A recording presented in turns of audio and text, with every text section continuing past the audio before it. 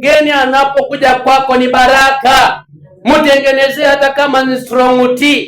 Uangalie kitu ambacho anaweza kubarikiwa nacho, akapate nguvu tena ya kuendelea mbele. Kwa hivyo tunaona mtumishi wa Mungu Paulo anasema kwamba hawa wapendwa, ndugu Akila pamoja na mke wake Priska walikuwa msaada kubwa katika maisha yake. Kwa hivyo anapoingia katika kitabu cha Waefeso, tunaona akisema kwamba wapelekeeni salamu zangu. Ni kwa sababu anakumbuka kazi nzuri ambayo waliitenda katika maisha yake. Kwa hivyo naona ya kwamba walihudumu pamoja.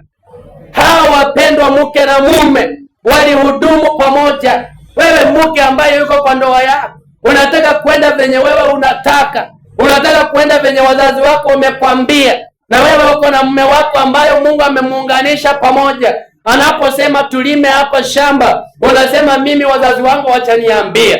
Wewe umeweka mahali msingi ambao haistahili. Ndoa inasimama kwa msingi ambao Mungu mwenyewe ameuweka. Kwa hivyo naona ya kwamba wewe pamoja na mimi tunaposimama imara, kuna kisasi ambacho kinakuja nyuma yetu pia kitasimama imara. Sisi tukilekea, watoto wetu pia watalekea, na sisi kama kanisa hatutaki tulekee. Bwana Yesu asifiwe. We are the role model. Nataka tusimame wima, Mungu akaweza kuyatatua matatizo ambayo wapendwa mnayapitia katika ndoa. Maana ninajua kwamba Mungu wetu ni mwaminifu, anayatenda makusudi yake, anayafanya yale ambayo wewe haujui, yale yaliyo sirini Bwana anayeshughulikia. Kwa hivyo naona ya kwamba walihatarisha maisha yao kwa ajili ya Injili.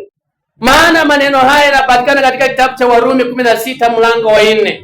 Waliweza kuhatarisha maisha yao, waliweka shingo zao hatarini, lakini mwishowe tukaona ya kwamba ufanisi ukapatikana. Kwa hivyo naona ya kwamba ndoa imara ina upendo,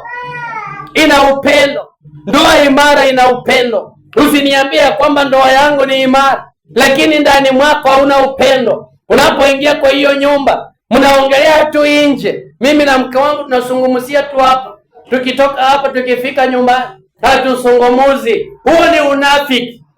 Huo ni unafiki. Ndoa inatakana kuwa na upendo. Mume ukamtii mwenzako, kaweza kumpenda mke wako, mke ukaweza kumtii mwenzako, mkaweza kuomba pamoja kama nyumba, kama familia. Maana hilo ni kanisa takatifu ambalo Bwana ameweza kuwapa. Kwa hivyo nataka nitamatishe kwa kusema kwamba katika kila changamoto ambazo wewe pamoja na mimi tunapitia, tujue ya kwamba Mungu yuko pamoja na sisi.